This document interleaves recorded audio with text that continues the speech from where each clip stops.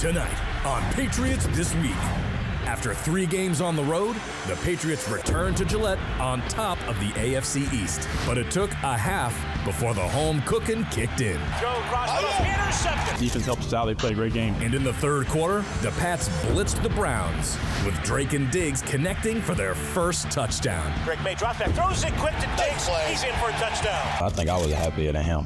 Great player, great guy, man. I love him. And while May once again dazzled with his arm, it was not so much with his legs. The guys were making fun of me about my slide. You know, we got to send him to spring training and figure out, when to slide. So now the Falcons descend into Foxborough to find a Patriots team primed for the future. We're just honestly getting started.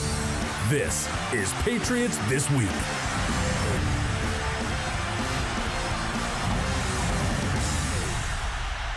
Well, the Patriots win a 5th in a row over the Cleveland Browns, and as we ready for Halloween, the Pats look for number 6 this weekend back at home as we welcome you to Patriots This Week. Hi, everybody. I'm Bob Socci with Scott Zolak, my partner from 98.5 The Sports Hub, and Brian Hoyer. And guys, a difficult start for the Patriots in a lot of respects. They had to settle for 3 instead of 6 multiple times in the first half. They fell behind the Browns, yet they come back, and Drake May poised in the second half despite a 5-sack performance by Myles Garrett, and the Patriots win again. It's frustrating because, we've done so many of these type games where it's close in the first half and you're not buttoned up, and you feel the game getting away from you. You lose by 6, you lose by 10.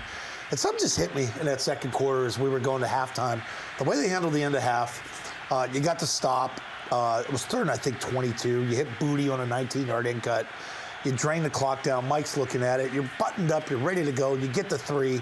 And then you come out and you have the most ultimate Josh McDaniels script to start a game. But you weren't ready to go defensively at the beginning again. They got some plays on you with a rookie quarterback, which is frustrating. You want to just hammer this defense. They're doing things the right way, and they're not playing great, which is pretty scary because when they do click, it's going to be really good. Brian, let's talk about that drive. End of second quarter, they're down by a 7-6 score. They get the field goal. And you get a sense that this team is different than in years past. Moments like that, they might have gone into the locker room behind and the game got away from them. Not this team. Yeah, they're building a standard. I think that's the best way to put it. And they have a standard they know they want to live up to. And I know they didn't have the chance to double up, but it seems like every week they get the ball and they're going to score before the half. And they have the confidence to do it. And whether it's hitting a deep in cut to Kayshon Boutte or whatever it might be, they just kind of feel like you're going to get it done. It's just, I don't know other way to describe it other than okay, it wasn't going great. And honestly, when you really look at it, the opening drive, they hit some good plays. They get stalled down there. And then the defense comes out. They get the Browns in 3rd and long. And honestly, I thought it was a pick. I thought it was an offensive pass interference. They rubbed Mapu off of Fannin, I think, that converts the 3rd down. And then here it goes with the script. They put Fannin in the backfield and leak him out like he's going to lead block on a run play, and he goes to the corner. No one covers him. And that's where, if you just get off on 3rd down, it doesn't let the team stay in their script and hit that play that they've been practicing. They saw something all week. I think the one thing that you see is how resilient they are. And in years past, and I was a part of some of those teams, we didn't always have that resiliency. And I think the one thing they've done a good job of, whether it's offense, defense, special teams, whatever it might be, when they go in at halftime, they are making adjustments that they come out. They may be the best 3rd quarter team in the whole league. Well, it's been remarkable, 52-7 during the winning streak in the 3rd quarter alone. So this is 6 weeks in a row. Starting team goes out, scores on them. They adjust. I think they need to see it. Then they adjust, and they play from that. Yeah, and Brian, they have a margin now because if the defense starts slow, the offense picks them up. If the offense has a bad series, maybe even a turnover, as was the case a couple of times, the defense is going to come back and answer for them. The offense realizes, the defense gets better as the game goes on. And so if you can establish a lead, you understand that they're not going to let the opposing team run the ball on them. And if you can get them into a passing situation, now that's when you get to use some of these pressures or guys get to tee off. It allows the pass rush to get going. And so you see that they're building off one another. And I think the biggest thing is they don't flinch. There's an attitude of, now what, so what? Whether we're doing good, bad, indifferent, let's just keep playing the game. And I think there was no greater statement of that than Drake May get sacked 5 times. He doesn't care. I thought Drake had an awful interception with his feet. Yeah. Bounces back from that. You overcome 5 sacks, a turnover, and another potential turnover. You still put 32 on the board. I know one was a safety, but 30 points. That's pretty damn good. Killer instinct, too. Yeah. The interception by Jalen Hawkins, kind of a desperation throw by Dylan Gabriel downfield. Hawkins intercepts, and the Patriots then go 81 yards, and they put the game to bed. If it wasn't already out of reach, they made sure it was. They did, and they got the tight ends involved. I thought, the scripted plays to Hooper and Henry. We talk about Booty doing something special here every week. It's finally fun to see Diggs get in the end zone. It's hard to believe 8 games in. It's his first touchdown as a Patriot. He's probably your best leader on offense, your number one target. I think Booty's the number one downfield target, but Diggs is still the one in the offense to me. And we're talking, Brian, about two teams in the Patriots and Browns that went into the matchup with two of the best run defenses in the league. The Patriots did as they've done. The Browns did not. TreVeyon Henderson got off to a very good start for the Pats. Yeah, TreVeyon getting going is huge for this offense. Obviously, with the loss of Gibson, you've been kind of waiting for this. But I think, and people who will call me a homer or I'm biased, I think we got to give Josh credit, his flowers when he deserves them. The scheme of the run plays, I mean, there was one on the first drive, they fake the power left, they pitch it back to the right for TreVeyon. It got him into the second level of the defense, and that's where you need to get him to because he's so explosive. He's going to start feeling more comfortable, and I know the fumble was disappointing at the end of the game, but he's got to walk out of that game and say, this is what I need to do every week. If you can get 75 yards out of Henderson every week. It's him in space. It's him in space. It's not a ton of touches, but right. You get him outside the tackle box, and I think that's where he does his damage. Now you're able to mix and match that stuff, get the screen game going, I think potentially here down the road, because Drake's timing with that is really good. And Drake was so freaking good again. It's just, you're waiting for the blip. I know. I don't think the blip's coming, guys. I don't think so either. And I think that's what you're seeing is he's having fun. He's smiling. He's not nervous. Yeah. And like, I loved it because you mentioned the pregame intros. They asked him about it. He's like, I was kind of nervous. I don't know what to do. Like, I don't have any swag. Well, you know why? Because his swag is what he does on the field. Yeah. And you have to love. He's kind of a throwback in a weird way. And this generation and some of the guys that I play with in my career, the social media, the TikTok, all that stuff, he just wants to play football and he just wants to have the best play and then move on to the next best play and keep going. And you forget that he's 23 years old, just the way he carries himself. Although he might have to go to baseball spring training, as Mike Vrabel said after the game, to work on his sliding. But, another thought on that subject, too. We were in the radio booth pregame, and the Fox pregame show was on the TV. There's Rob Gronkowski FaceTiming Tom Brady with Drake May here at Gillette, and May's now a subject of conversation around the country in the MVP discussion. He does seem unfazed by it. I think it's a two-man race. I think it's between Mahomes, who's number one right now, because I think the Chiefs are going to get rolling, and they're going to be a team to beat in the playoffs. And I think it's Drake May, because I think you're ahead of Josh Allen right now, unless Buffalo comes in and beats you. And I think that flips at the end of the year. But the fun thing about doing these shows, we evaluate this every week, and our opinion can be different next week. But I think right now, it's Mahomes and Drake. We talked about Diggs and Booty and the tight ends. Haven't mentioned the guy who might have had the best Halloween costume all week, Mac Hollins. Didn't have shoes, but he had a great Halloween costume. I'm glad you told me it was a bishop, because you never know sometimes when you see something Mac real quick. He had a great game, too. No, he did. I think the one thing that I love, and I know the trade deadline is coming up, and people have mentioned, what about A.J. Brown, his relationship with Vrabel? I wouldn't do anything to this wide receiver room. The way they build each other up, the way that Diggs has become a leader in this room, and then Mac kind of does the dirty work, and then he gets rewarded for it. He gets in there, he blocks the safeties.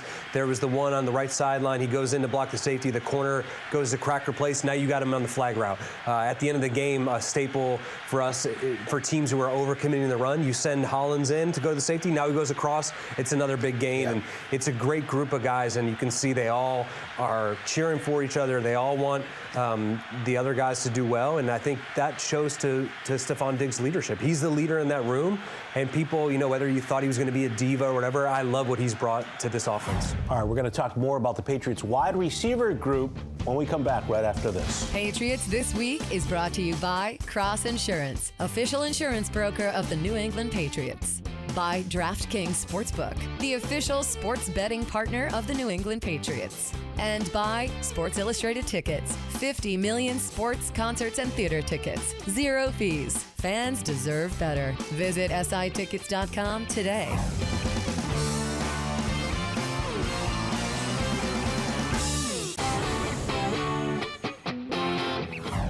Cross Insurance Player of the Week is Andy Borigalis.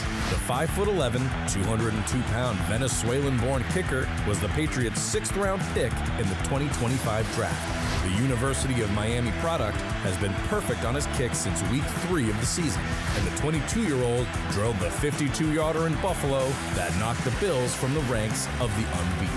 The Player of the Week is brought to you by Cross Insurance, the official insurance broker of the New England Patriots. 3 to the left, 1 to the right. In motion to the right is Hunter Henry. Drake May drops back, throws it quick to Diggs. He's in for a touchdown. Patriots take advantage of the interception. An easy flip from Drake May to Stephon Diggs. And he's his first score as a Patriot. Continues his, I don't say team leadership, offensive leadership. Kid's feeling it, man. Well, you heard Zoe back in the first segment talk about that first touchdown for Stephon Diggs. A lot to celebrate for the Patriots on Sunday over the Cleveland Browns as we welcome you into the Bob's Discount Furniture studio. And we continue on that theme. Brian talked about the trade deadline. Don't touch the wide receiver room. How the conversation has changed a couple of months now into the season. No one knew where this thing was going to go. Like, Pop Douglas was sort of on the side of a milk carton, so to speak, early in the year. Like, he couldn't get it going. Now, all of a sudden, he makes that one big catch. Behind him last week, you get the big ones down against the Saints. So now it's starting to be somebody different every week. We talk about Mac Hollins. Mike Vrabel and I do a thing called X's and O's for All Access. And we looked at the quick throwback play where Drake catches it and he throws it to Mac. I said, what do you run another trick play for? He goes, that was designed to get him the ball because we want to reward him for all the little things he does well. So here they are winning the game. Know the game's in hand. We're calling these plays as we're going as a new staff, new team. And we're rewarding guys with big plays during the game when we're winning. That's the stage they're at. They're ahead of pace right now. I mean, Brian, a year ago, Jamar Chase of the Bengals had nearly as many receiving yards as the Patriots wide receiver group as a team. I look at a guy like Kayshon Boutte, who last year had some flashes, but we would sit here and talk. Sloppy route running, isn't always in the right space. I mean, what he's done in 365 days to where he's at now, you have to give him the credit. I think you got to give credit to Todd Downing, who's in that room, who's called plays. And then ultimately, having been in an offense with Josh McDaniels as a coordinator, he demands his receivers run routes a certain way. And we heard from Austin Hooper last week talking about Drake taking charge and saying, guys, if you want to get the ball on this play, I need you to run it like this. And so it's a cohesive unit working together, and they all kind of play their role. And I think the biggest thing is no one's selfish about it. I think that's what makes a wide receiver room great. 1 week it could be Diggs for 100 and some yards. 1 week it could be, I mean, this past week leading yards in receiving was Mac Hollins. So it's kind of bouncing all around. And what that tells me is Drake understands the why of the play, understands what the defense is doing, and is like, I'm just going to throw it to the first guy who's open, and that's what's made him so efficient. I'm glad Brian mentioned Todd Downing because he's somebody that doesn't get a lot of attention here yet. He had a connection with Stephon Diggs before New England. It seems like he's got a good demeanor to establish the connection with all those guys. And Steph has naturally become the leader in that room. Like I'm watching him in the game. You're setting stuff up, but I'm watching the sideline, and I'm seeing he's out there with Vrabel helmet off. And this started around Buffalo week. Since he started acting that way and becoming that leader, it's been 5 weeks of it straight with him. And I just want him to keep it going. Well, the Patriots have it going. The Atlanta Falcons did not against Miami. Back to talk about them right after this.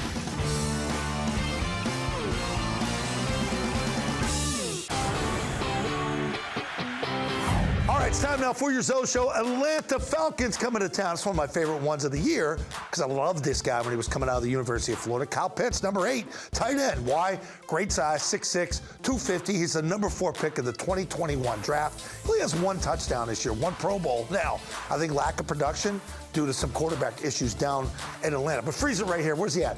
He's right here in line. When we say in line, tight ends in line. He's going to get a chip. We see Hunter Henry do this and watch him leak out here. So they dress it up with the outside. Got to cover this guy, 6'6", 250. Watch him run. Guy's a running bull here. Now, this is where he can really kill you. Freeze it here. In line. When I say in line, off the line of scrimmage, down the line. And what do you have? Smaller defensive back trying to cover him. He's going to just do this, run that little bow outside. Problematic for a short corner. I don't want to see Marcus Jones on this guy.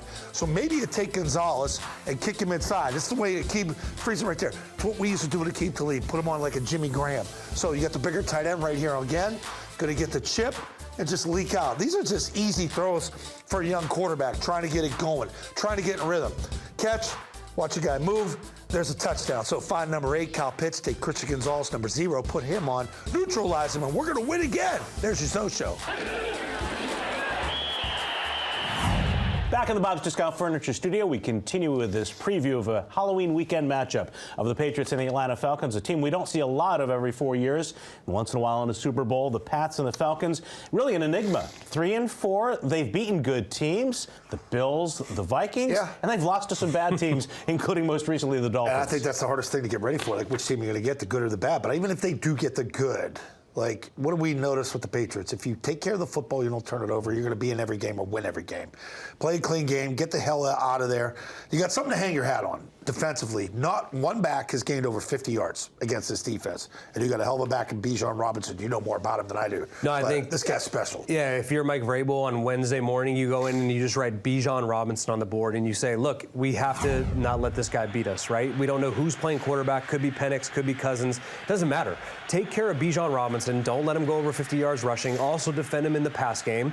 And on offense, continue to run the ball. The Dolphins had some success running against it, and protect the football. There's a lot of individual talent on the Falcons. They've had some high picks. They've invested in players like Pitts at tight end, Drake London, the wide receiver, the quarterback, Penix drafted in the first round with Kirk Cousins, and all he's being paid. Penix didn't play last week against Miami. There's a lot of individual talent. It just hasn't really fit together for Raheem Morris, it seems. Yeah, and it's just, you got to have the guy that can pull the trigger. It's tough because you draft a guy, number 8 overall, that's what Penix was, right? Yep. Number 8 overall, you're paying another guy, millions of dollars, and Kirk Cousins, it didn't work out there, but yet you can't dump him, can't get rid of him because of a contract. So he's sitting there, and it's sort of a back and forth, and it's not really Penix's team yet. And maybe this is the type of game where he plays and starts to find a little mojo on the road here, but I don't think that's the case. I don't. I just think that this is a team that's coming in that you're a lot better than, and you should be able to take care of business at home. Defensively, they've produced 6 interceptions. To your point about not turning the ball over, Drake May and company certainly don't want to give the Falcons a 7th. Yeah, I think what Zoe said before, what team is going to show up? The team that beats Buffalo Bills with Josh Allen, or is it going to be a team that lets Tua have a day on them? You just don't know, and I think the one good thing we've seen about the Patriots, there's been so-called trap games that they've gone through the past few weeks. They've come out and taken care of business. And I think in a similar fashion this week, you don't necessarily know what Atlanta Falcons team is going to show up. Ultimately, if you go out and execute and you take care of the football, and the defense has proven that they can stop the run, that's a formula to win right there. So you can go in, be prepared, and protect the football, and I think that's the formula this week because you don't know what team's going to show up. All right, you guys get your chance to make the prediction on which team will show up for the Patriots this weekend right after this. Patriots This Week is brought to you by Cross Insurance, official insurance broker of the New England Patriots. By DraftKings Sportsbook, the official sports betting partner of the New England Patriots. And by Sports Illustrated Tickets, 50 million sports, concerts, and theater tickets. 0 fees. Fans deserve better. Visit SITickets.com today.